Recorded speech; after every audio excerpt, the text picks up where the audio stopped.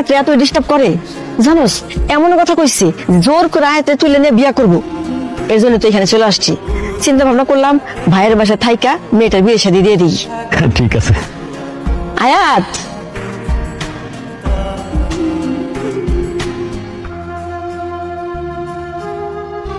তোমার বাড়িতে নাকি কি পরি না কি আইছে, পুরা গ্রামে তো হইচই পড়ে গেছে।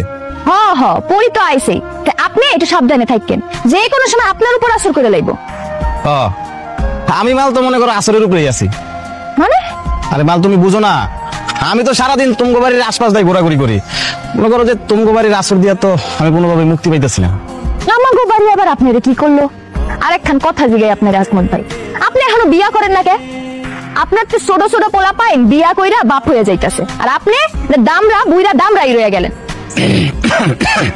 তুমি এটা কোন ধরনের কথা কইতেছো? আমি মালকে যে কোনো মালের বিয়ে করতে পারি? আমি মালের একটা ওয়েট আছে না, তুমি বুঝো না? আমি মনে করো যে